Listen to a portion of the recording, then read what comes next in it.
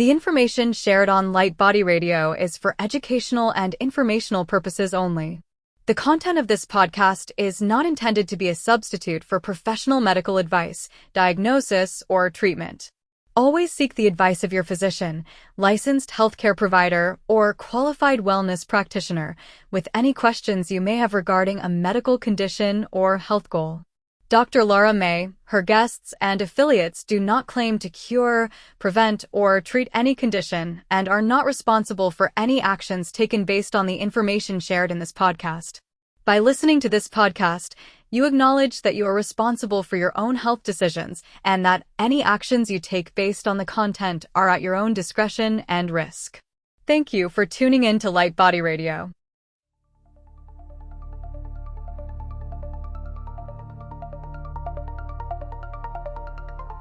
Welcome to Light Body Radio, where science meets soul and healing gets multidimensional.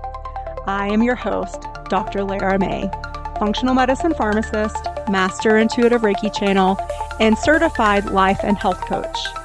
Here we decode root causes, transmute stuck energy, and empower your full spectrum healing journey, body, mind, and light body. This isn't just wellness, it's awakening, grounded in science, guided by spirit, and designed for your evolution. Let's rise and radiate. Welcome to the next level of you.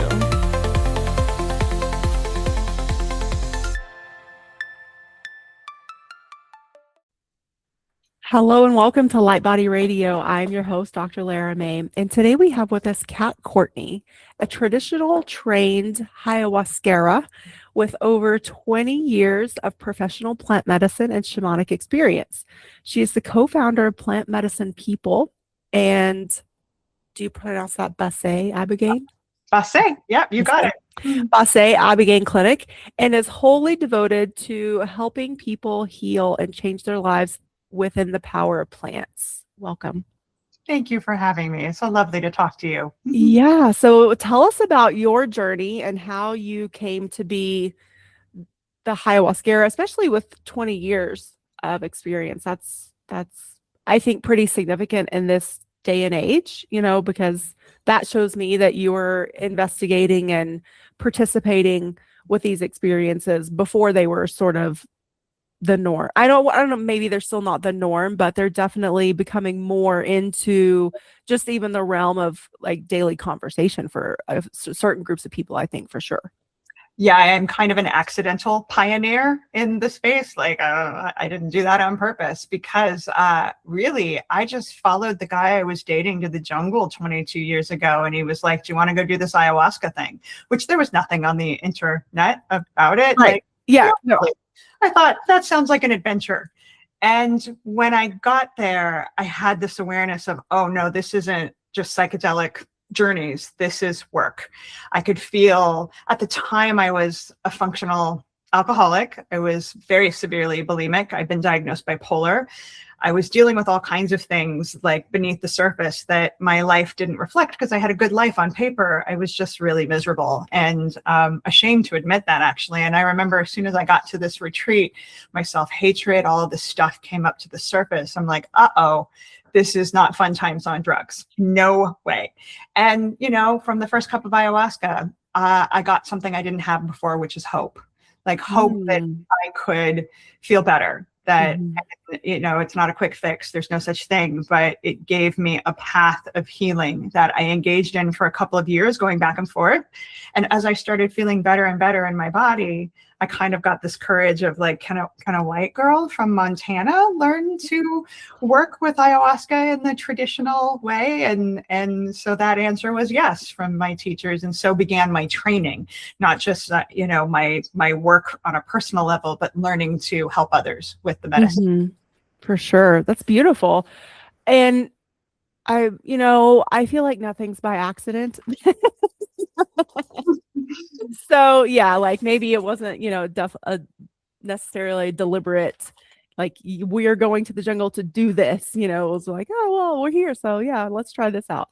But yeah, no, it's definitely, I haven't participated myself. I've definitely been hearing the call of Mother Ayahuasca, as they say.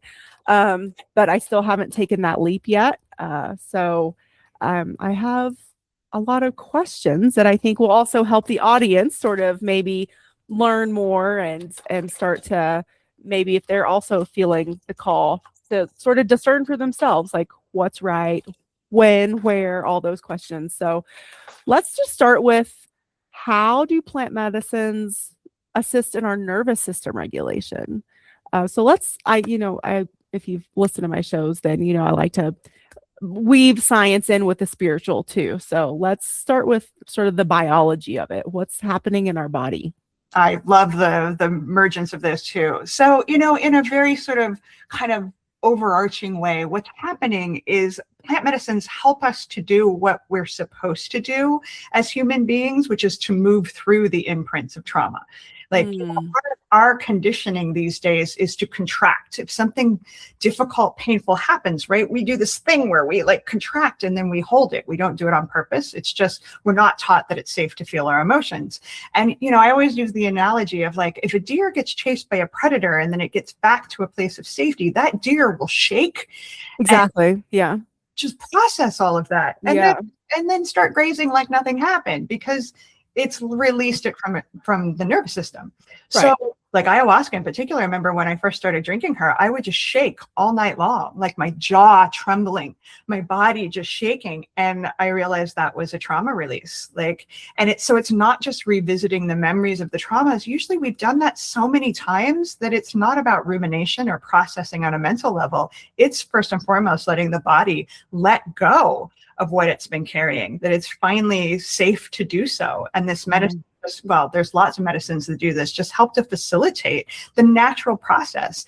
Then we can integrate what occurred, so that release alone, it's like a purge, and it is such a gift. It's so powerful. Yeah. Well, okay. So I love that. That's so true. And, thank you for also sharing your personal experiences. I think that also helps people relate and sort of like start to maybe get an idea of what to expect, although I'm sure it's different for everyone. And I love that too, that from my own research, that, Mother Ayahuasca meets you where you are. And, from what I understand, and will only bring you, even though it might feel overwhelming at the time, only really brings you like what you're ready and able to process and deal with too. Would you say that's true? It's so true. And it's so often though, I'll be in my head going, I can't do this. I can't face those memories. I can't face this part of myself. And there's a consciousness to this medicine. And she's always like, but you're doing it. Like, yeah. I can't take anymore. And so there's times where I'm pushed to my edge, but never really mentally. My body's great usually, like, oh, thank God I'm releasing this. It comes on those mental stories that we have around our limitations. But yeah, she's a good mom. She really is.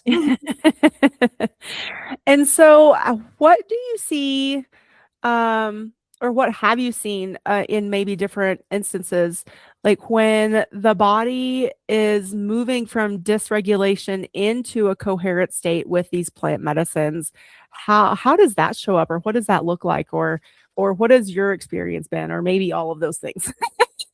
Yeah, well, the interesting part with that, Lara, is that oftentimes we think something's wrong, because if we've lived a life of dysregulation and just being in a fight or flight response most of the time, and we reach a place of peacefulness, like it can feel like, wait, what's wrong? Something's weird. So a lot of times, because I do integration work with people with this too, what I have to help is to make the connection to the fact that this was actually our natural state. But most people who don't feel safe in their bodies, they probably haven't felt that way, maybe their whole lives if they had childhood trauma. Oh yeah. Yeah. So true. So it's this weird process of developing an identity or a relationship with the state of consciousness that we want, but it's so unfamiliar to just kind of feel you wake up and you're not ruminating, or you're not fixating or vigilant. And then what? Then what is to establish new rituals and just lifestyle patterns to do things with that energy that aren't about surviving, but it can be this weird whole identity shift. And so it's just kind of like confusing to be like, well, who am I now if I'm not constantly mitigating these trauma responses? Yeah, for sure. I mean, I think so many people can relate to that, like they have, the constant dialogue running through their head, whether it's, if they're struggling with a mental illness or an addiction or oftentimes both, and everything that carries with it, the memories, the shoulda, woulda, couldas, like you said, the ruminating that can be so wrapped up in all of that stuff that we don't even give our consciousness space to exist, because all that is like monkey mind stuff. And that oftentimes is our automatic, thinking and trains of thought, because that's how our brain works. Unless we intentionally come in with our consciousness, our will, our determination, our deliberateness of choice and say, stop it. But again, even get to that point on your own, takes something, either a teacher or a tool, or, there's something there that also like wakes us up out of that cycle. And so would you say that this maybe is just maybe of a more jarring wake up? Yeah, it's the fast track. Things like IFS and EMDR, and like there's amazing modalities that now, because we understand so much more about trauma now than we did 20 years ago, right? Well, and the human brain. I mean, like thinking about Joe Dispenza's work too, like yeah. And really, we're still just scratching the surface of the miracle. Like the neurologist I work with in the Ibogaine space said the other day that we have more neurons in our brains than there are stars in the galaxy. I love that. Oh, I just got chills. Yeah, I know. I'm like, my brain's amazing. Well, because we're made up of the stuff of the stars too. And so I think that just reinforces like how infinite and amazing human bodies are, even on the physical level. Sorry, keep going. How much we don't understand. Right. Yes. Yeah. We're still learning, but then turning to nature as our avenue of A, learning, and B, healing. So plant medicines, they are the fast track, and they're not for everybody, but it is an avenue, especially for people with severe PTSD, that the slower processes like EMDR, which is incredible, but can take a long time, can just kind of fast track that. Now, that said, that means you got to have a foundation that is stable enough to work with that intensity. And from a physical level, I always say, can you get on a really intense roller coaster? Okay, if you can handle that, then you can handle the intensity from a physical perspective of plant medicines in a general space. But we also have to make sure people have some tools from a psychological perspective too, because it can be traumatizing actually to be in that intense portal. So it's not for everybody, but it definitely is the fast track. Okay, yeah. So that's one of the things I was actually going to ask you, but let's first, so when you say an intense role, we're talking about blood pressure, like heart health, that sort of thing, because the chemistry and biology behind this medicine can amplify those pathways in your body. And so it is important to have a physical, see your practitioner before you decide to do a ceremony. And from my research too, most places that facilitate ceremony, regardless of what country they're in, actually require some sort or provide one themselves by their own physician before the ceremony takes place. And so, yes, yeah, they're not asking all of those questions about your medical and mental history. That's the red flag. Yeah, red flag. Okay, I love this too. I love like that we're getting into the do's and don'ts. Okay, and so then my next question was going to be, can it be re-triggering and re-traumatizing? And so, okay, so it's good to sort of prepare yourself, work with. And that's the other thing too, from what I found, and I wanted to ask you your approach to this, is usually there's like a preamble of work and a preamble of diet, sort of a preparation period.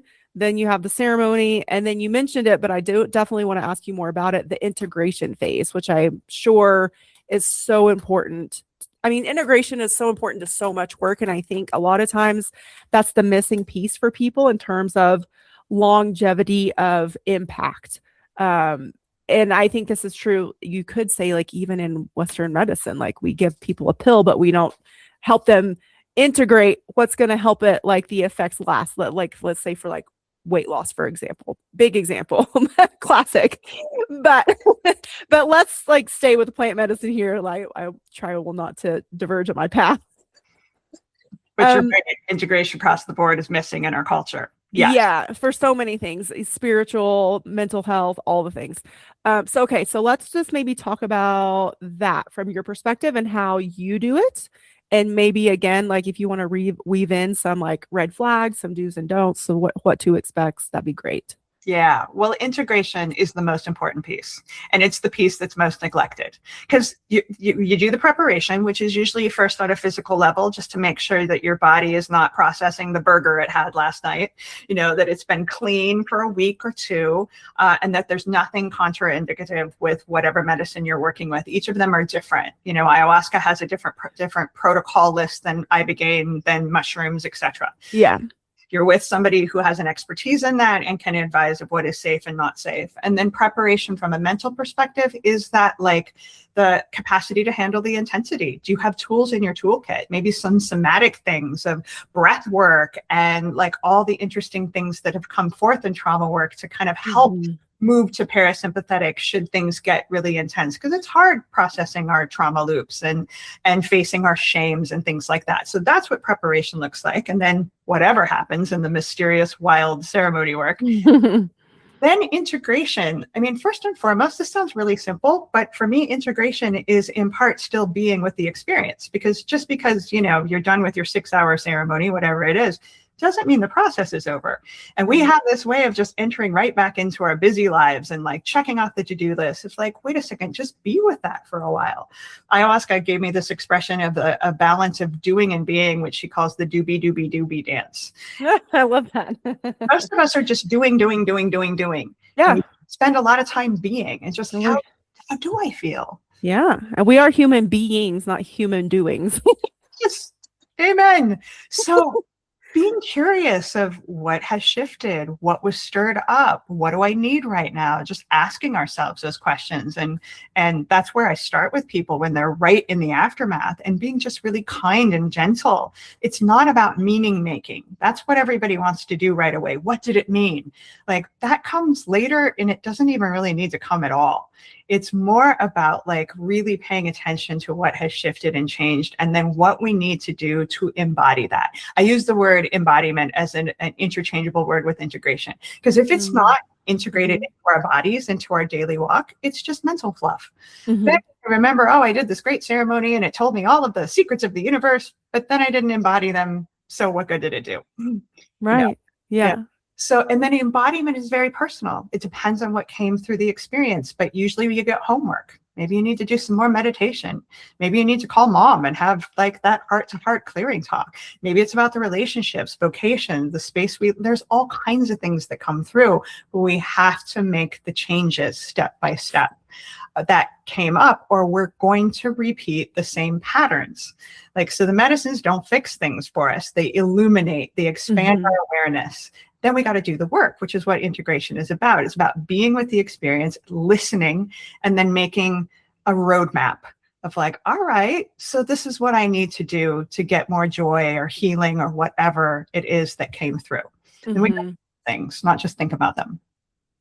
Yeah. Yeah. So true. Wow. Okay. Beautiful. Do you find in the real world, how much consistency and follow through do you find with the people that you work with? I'm just curious. And this is not from a place of judgment. I'm just trying to get a pulse on. For me too. So I'm going to say maybe 10 to 15%. And I'm just as guilty of like wanting to stay in the meaning making and not making the changes. And the expression I have for that is like, that's like doing the homework on the teacher's desk, is we just go to ceremony and we want that to be the space where the work is done. And that is like not where the homework needs to be. So it's hard for us as humans to, because the pharmaceutical world just programs us, take this pill, it will do it for you.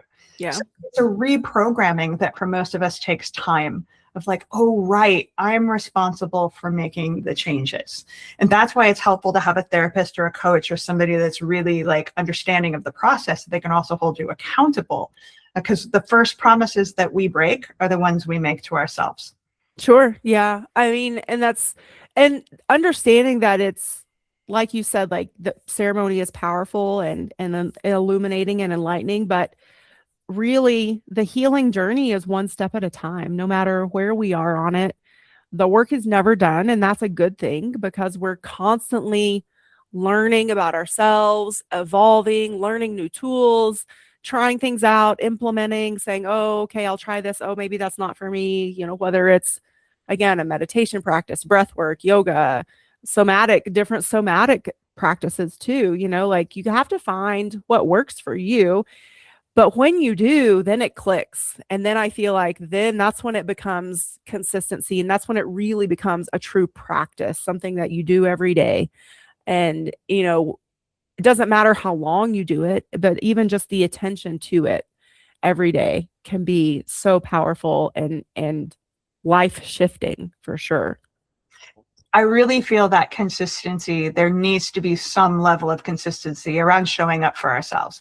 Yeah. It look different at times. Like you said, maybe the yoga practice wants to evolve into something more physical, out in nature, whatever it might be. But like, if we've just put aside our own needs perpetually, which so many of us do, and prioritize everybody else on our list, we're not going to heal. We're not going to feel better. We're going to continue to disconnect from our bodies, from our space of wellness. And that's one of the things that plant medicines do, is they get us back into that accountability of, hey, you're in charge of you. Nobody else is going to do that for you. And that is an important shift for a lot of people, especially women, that were just programmed to externalize. And we end up feeling terrible. As I just turned 50 last year. Thank God for plant medicines, or I wouldn't prioritize my own well-being. Yeah. And I hope that we're moving out of that as a culture too. But I mean, there's multiple generations of us still on this planet that were raised and that way. So there is a lot of relearning and undoing to do when it comes to that for sure. So let's shift a little bit and talk about ibogaine, because I don't know if people are as familiar with that. I even myself, I would say, like, I don't even know if I would consider myself to have a superficial knowledge. Like, I know what it is, I know how the context in which it's used, but that's pretty much it. So tell us about that. Ibogaine is the ultimate place where the clinical knowledge and shamanic knowledge is coming together, because it's medicine that must be worked with in a clinical way, because it does have some cardiotoxic events in the wrong hands. So ibogaine is basically an alkaloid that's extracted from a plant called iboga. And iboga has been worked with for thousands of years in psychospiritual ways too, but we accidentally discovered back in the 60s that when you isolate the ibogaine alkaloid, it connects to the opioid receptors in the body and disrupts addiction and gives a reset within 45 minutes, as if somebody is back to a pre-addicted state.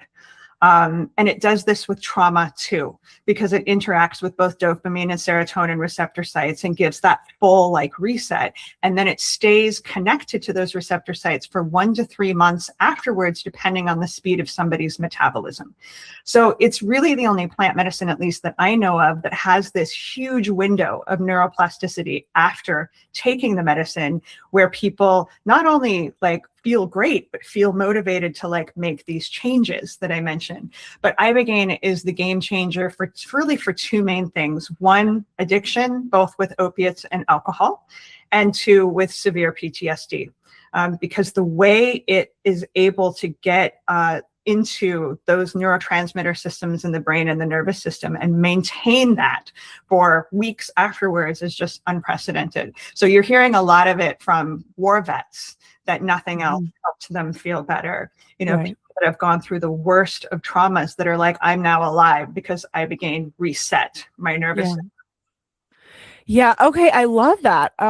So it must feel like the ultimate, like sigh of relief. Like, oh my God, I'm free of these chains of this prison that, PTSD and addiction, I feel like keeps us in. I think that's an appropriate analogy, because oftentimes it feels like something that we can't snap ourselves out of, that we're just stuck in this loop no matter what we do. And honestly, I think that's what drives a lot of people dealing with these issues to take their own lives and to just exit this planet. They're like, I just can't take it anymore, and I can't get out of it, and I can't see out of it. And so thank God for something like this. And that, again, that it's becoming at least more in the conversation. I've heard from Joe Rogan that there are some powerful politicians that are working with state governments to make sure that this tool is available for especially our veterans, but really anybody that's struggling with these things. And so I'm so grateful for that, and I hope that this can speed up the awareness, and because obviously, like, the more questions we ask, then the more answers that are demanded, and usually that helps accelerate. Yeah, and to your point, like, there are unlikely politicians, like hardcore Republicans, like Yes. Rick Perry, that Yes. are lobbying for this. And there's states that have put millions of dollars into research, which mentor at Basse, our Ibogaine clinic, has been working with Ibogaine for 40 years, Dr. Deborah Mash. She's pretty much the foremost authority. And she was given approval by the FDA back in the 90s to study it.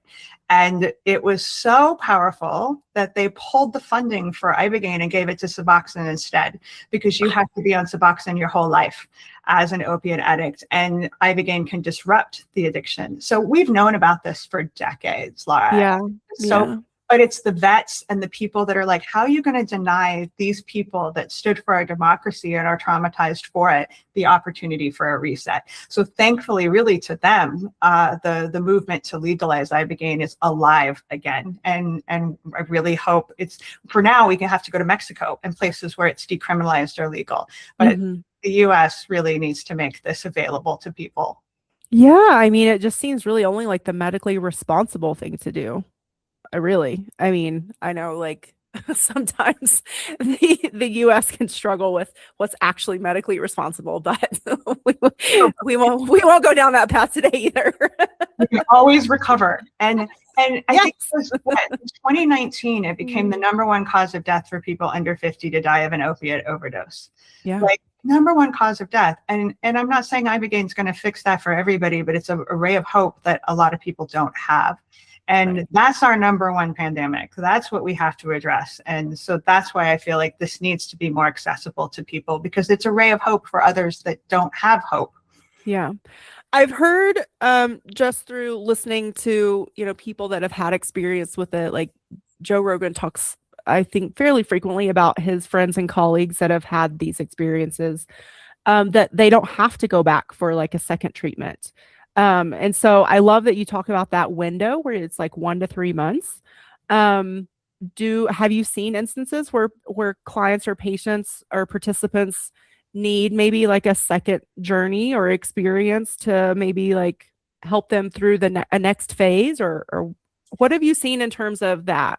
It will happen. Like, so first of all, it is kind of a miracle that a lot of people, it's one and done. Like, they have reset, but it comes back to integration. Let's say you're dealing with an opiate addiction and your partner is too, and you come and you have the treatment and then you go home and you're around the addiction all the time. You're around the substance. It's going to be really hard to maintain your sobriety. Sure. Right? But if you make the changes in that window of integration that allows for support of the sobriety, of choosing things differently. So a typical rehab has maybe a 4% success rate. In the Ibogaine clinics that have been tracking this, they have a 70% success rate, defining success as no relapse in the first year. And so it's incredibly effective. But yeah, sometimes people either aren't able to integrate in that way, or maybe they didn't get quite to the root of the trauma. Like, there are people that come back a few months later, a year later, but it's not like most medicines where, like with ayahuasca in that world, people come all the time, but it's like spring cleaning, Ibogaine, it's usually once or twice in your lifetime, and that's it. It is not a maintenance medicine, in other words. It is a reset. How would you compare like the actual experiences when you're in it between the two, just for context? So Because we've talked about the consciousness of Mother Ayahuasca. Does Ibogaine also have something similar? And absolutely. okay. Absolutely. Which really schooled me when I took it, because I had a bit of a righteousness around shamanic, like, oh, well, it's, somewhat manipulated, even though it is from a plant, it's extracted and concentrated. Oh no, the spirit of Ibogaine was still very present. So totally a spiritual experience, even though it's more clinical in that way. Okay. So I got schooled on that in a good way. But Ibogaine is less personal than ayahuasca. It's more like ketamine. It's classified as a dissociative. And that's one of the reasons why it's so great for trauma, is it gives you this sort of 30,000 foot view. If you're remembering instances of war, of childhood trauma, it feels less personal. You're very quickly speeding through and sort of compartmentalizing it in the way that deer we talked about earlier would. It's not really replaying it, it's cleaning it up. Like Ibogaine feels like it just comes in and cleans out the clutter and reorganizes the neural pathways so that you remember things, but it's no longer got that imprint of pain. It's like, oh yeah, that thing that happened to me as a kid. And so it's really intense and very somatic, but it's not deeply emotional. So it's actually easier in some ways than ayahuasca. Ayahuasca is like, you're going to probably cry your eyes out and like really process the emotions. They work in very different ways. But I think Ibogaine is the most effective thing I know of for trauma, because of that depersonalization in part. Like you're watching it, but it's more like a movie than it is reliving it. Yeah, I mean, so you're able to see it from the outside, and that's super powerful. I mean, and you've alluded to a few tools that we have in the mental health space, like EMDR is a great tool, and IFS for sure, that if we're able to, we see outside of it. And even, those, I mean, always work with a licensed or qualified practitioner for those too. So you're not re-traumatizing yourself. You're just, again, processing and moving through and moving on, really. So yeah, well, cool. That's amazing. I love that. So we talked about integration. What does that actually look like? Like how long? What does it involve? Is it different for everyone? It always involves, in my opinion, that personal space of checking in with oneself on a daily basis, and some level of self-care. It definitely involves trying to process and capture, journaling or voice recording the experience. And then what I always love to do is trace back what occurred based upon what the intentions were, because there's consciousness and intelligence to these medicines. And they take what we bring of like, I'm working with childhood trauma or whatever it is, and it's mysterious, the experience itself, how it relates. Sometimes it's like, I'm having visions of a dancing bear. What does that have to do with self-love? But it's less about the vision itself. It's more about the emotional response to it. And so what we do is we play detective. We unpack what occurred, tie it to the intentions, and see how the person is feeling and showing up differently now. And then the things that have shifted and changed that we want to ground in, that we want to embody, that's where we create the homework. So if you're in a less traumatized, more regulated state, what can we do to continue to nurture the nervous system to maintain that? Because we can go back to old patterns and behaviors, of course. But that's the basics of how I look at integration. It's personal, but there are these universal things that we got to pay attention to. Yeah. Cool. Do you see some like classic consistent mistakes or maybe like missteps that people take afterwards? Yeah, the hardest thing with Ibogaine is people feel so good they don't think they need to integrate. They think they're it, and there is a descent. There always is, gravity.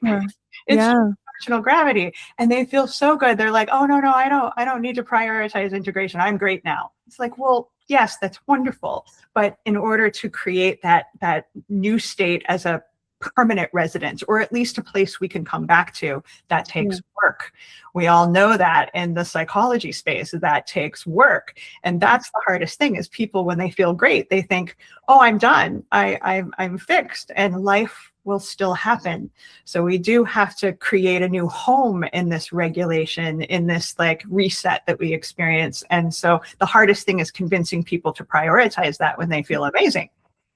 Yeah, creating that new set point of which, because it is, I mean, we have this term muscle memory, but like in the brain, there is also that, that default. And so we want to make sure that the new default is maybe not reactive or, like doesn't automatically go back into a certain train of thought or maybe a self-blame and self-destructive pattern or, whatever it is. Yeah, we have to, I think, teach ourselves the how we want to be and show up in the world and instead of how we were unconsciously. So now I think it's an invitation to decide. I love this because I believe that we all create everything in our lives, even if it's bad stuff. We essentially did create it in some way, shape, or form. That's just radical responsibility. It's not judgment or blame or anything. It just is what it is. But it gives us an opportunity to decide, what do we want? What do we not want? What if I now am saying that, yes, I created this thing that happened in my life, even if it was horrible and traumatic and awful, how am I going to move forward so that I can create something different for myself that I definitely know that I want for sure? And so I think that's a beautiful invitation and opportunity. Like, you've taken this huge step to participate in this medicine. And it is a big step. It's I think for some people like you, especially like 20 years ago, there were some happy accidents and some opportunities that the universe presented us with the opportunity to say yes. And some of us did, and that's great. But these days, it's a little bit different. It's more of like an intentional yes and an intentional planning and preparation and all of those things that we talked about. And so within that, then I think we also have to plan, what do I want it to look like on the other end, on the other side? That's so well said. Exactly. Because if we're not proactive and interactive with that process, then, let's face it, the world we live in is just full of opportunities to go back to a space of negativity and feeling traumatized. We have to work hard to make regulation and our optimism and our connection. And so that will become the new norm again, even with a powerful experience that resets us. We got to work to maintain that. Yeah. Yeah. I think the world in general just sort of keeps us down in the muck. And so we have to be intentional to even see out of that and then be wanting and willing to get out of it. So, let's see. What does being regulated and connected, can you describe to the audience what that? This is a very personal question, and it's not the same answer for everybody. But just to give someone maybe the opportunity to even think about that if they're in a state of complete dysregulation and despair right now, like what can they seek or hope to find within that regulated state? And we talked about a little bit too, that piece, but I want to hear more from you about that. Oh, great question. Because the first thing that comes in is a relationship with trust. That in my regulated state, I trust that I will handle curveballs. Not that they won't happen, that I'll handle them. Right. And I trust the flow of my life. I trust that I'm supported, not just in terms of other human beings, but on a spiritual level. I trust death. It's that it gave me back this sense of trust that life is actually conspiring in my favor, that this is all a really beautiful opportunity. Not, at some point I felt like this was just a space of torture. It was just so hard to exist. And now it's not that things are easy. I still have all kinds of things happen, but I really trust that it's for me and I can dig in and treat it as a adventure and a lesson rather than just contract in the suffering. So it's just a spaciousness. And my teacher would always say, are you enjoying the ride? Because that's what it's about. Not controlling the ride, but trying to enjoy it. Yeah. Yeah.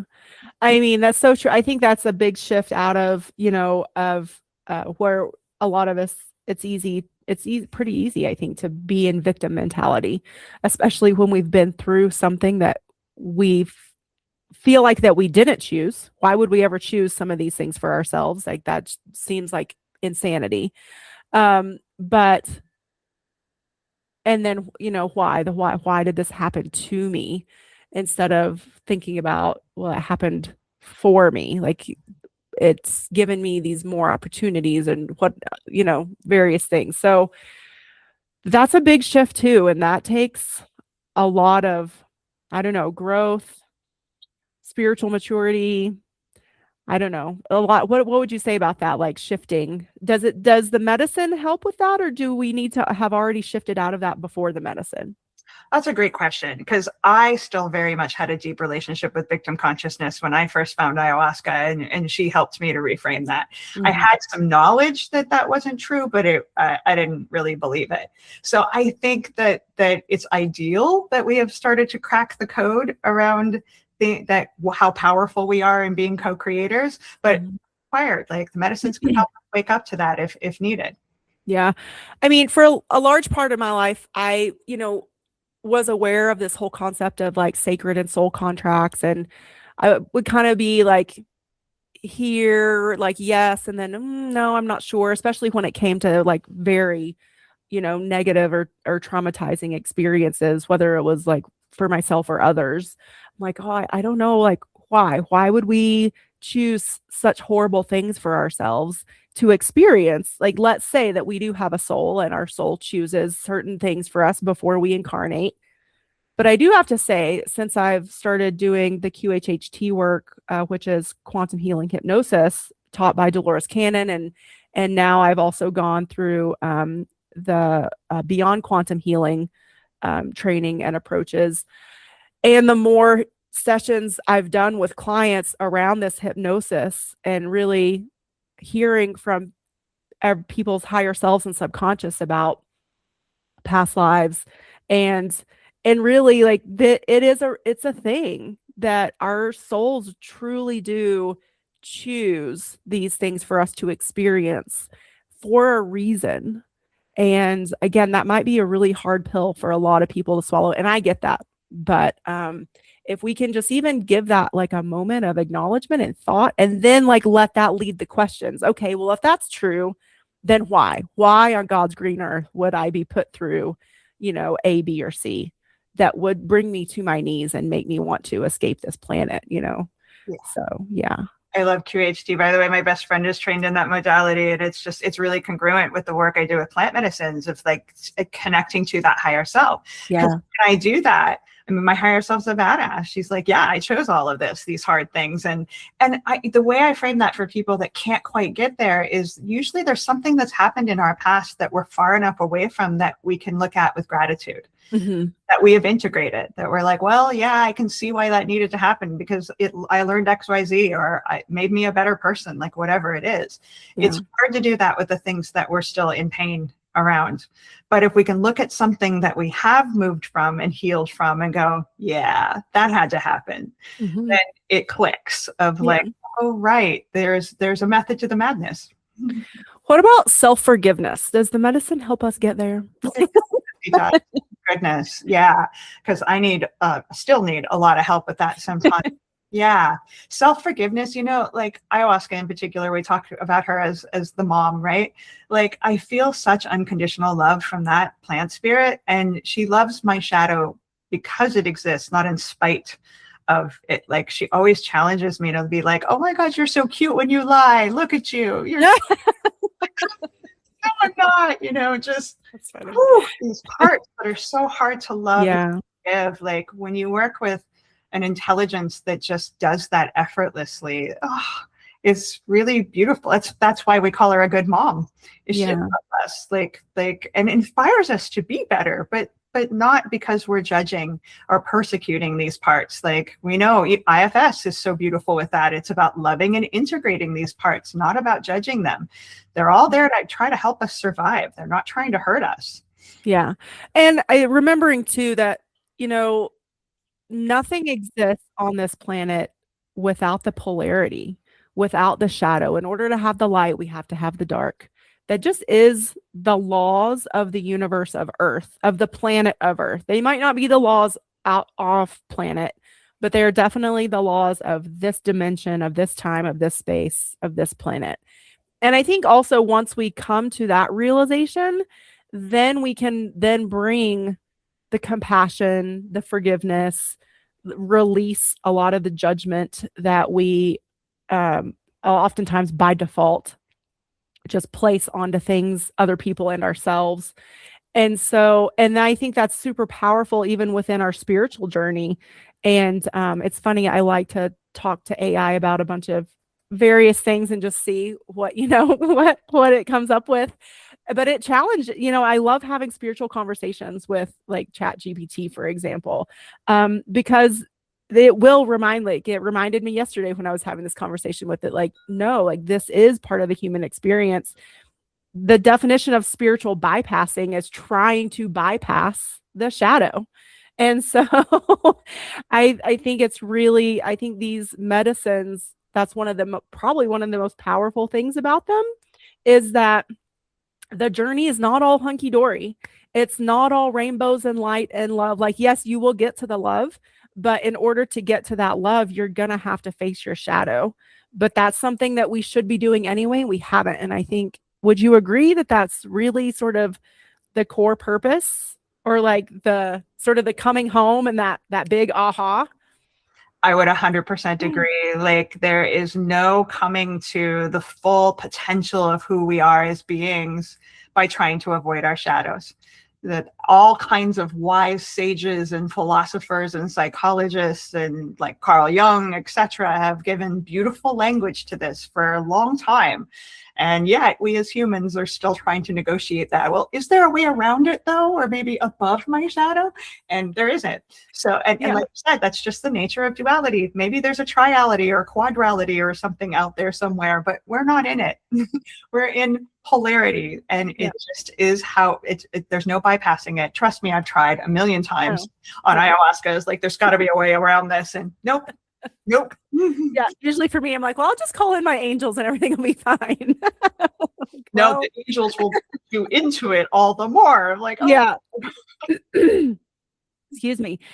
So for people that are maybe resonating with our conversation and maybe they were already feeling curious or now they're super curious, what direction would you send them in? Like, what things would you have them keep an eye out for? What questions?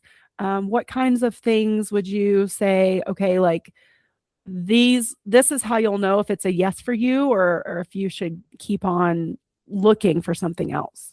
The calling is so important that you're alluding to, that we feel called to work with these medicines. So we talked about ayahuasca and ibogaine today, very different medicines. And if somebody were to say, which one should I take? I'm like, I don't know. Which one do you feel a calling to be in relationship with? Not to try to attack it just with our logical minds. The calling is what I always listen for when I interview people if they wanted to participate in one of these experiences. Yes, we also need to make sure that all the safety precautions and everything is in order. But first, it's this calling. So I would say if anybody's like, ooh, my skin lights up when I hear about ayahuasca, or when we started talking about ibogaine, like I felt this opening in my heart, investigate that. Like, that's the calling, especially if you can't stop thinking about it, or somebody randomly brings it up to you in conversation, like the universe is winking at us. Like, that's when I would say, okay, now it's time to go deeper and just talk to somebody who has the expertise. Like, that's always the first step, to talk it through, to make sure you're a good candidate, to get all your questions answered. Like, because there's a lot to understand about what you're signing up for, basically. Right. Yeah. Okay, cool. And then, so if people wanted to contact you, investigate you as their guide, how would they do that? Oh, thank you for asking. So the two companies are plantmedicinepeople.com, and that's who I am on social media. That's the ayahuasca side. And Basse Ibogaine on the Ibogaine side. It's spelled Basse. By the way, that word means truth in the tradition that works with Iboga. That's why we called it that. So yeah, Basse Ibogaine or Plant Medicine People. Yeah. Cool. Beautiful. Is there anything else that you want to send people to, or references, or any other tools? What would you like to leave people with today? Oh, just that like reminder that we do not heal and come back to our natural state without that daily showing up for ourselves, of checking in. My question every day is, how you feeling, kiddo? How you feeling? What do you need today? And it's so powerful just to make sure there's that space of inquiry. And that's what the plant medicines do anyway. So might as well like either begin or emphasize that in our daily walk. Like that it's just so transformative to pay attention. Yeah. Yeah. And, I think I'm going to tack on to that with, if that answer for you is I'm not okay, then that's okay too.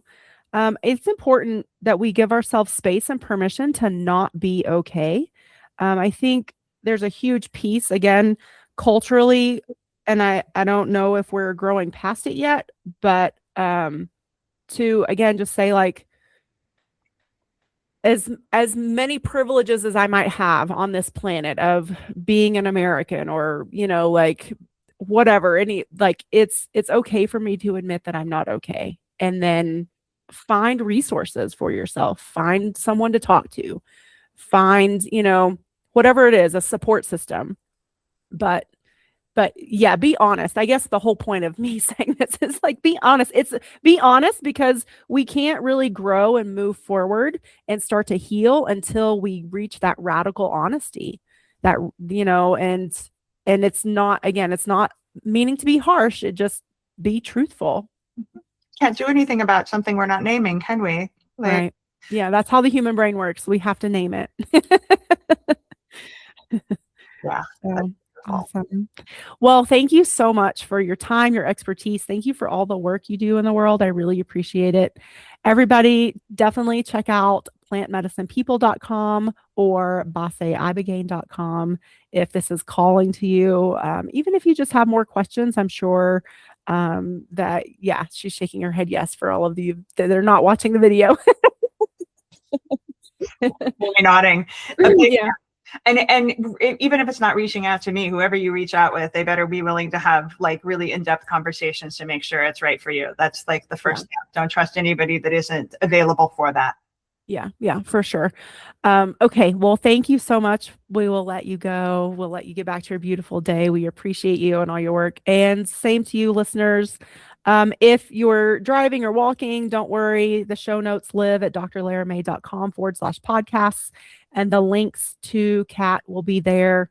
And and of course, if you have any follow-up questions, you're happy to also message me and I can, ferry that on to the appropriate person that it needs to meet as well. So thank you, everybody. We'll catch you on the next episode. Thank you for joining me on Light Body Radio, where functional medicine meets intuitive healing and transformation happens on every level. If this episode resonated with you, please like, share, and if you're ready to go deeper, visit drlaramay.com to book a functional medicine consultation or an intuitive healing session. Whether you need to rebalance your body, clear your energetic blocks, or reconnect with your soul's purpose, I've got you. You can also follow me on Instagram or TikTok at Dr. Lara May for daily inspiration, energy updates, and healing tools. Remember, your healing is multidimensional, and so are you. Until next time, honor your body, trust your intuition, and activate your light.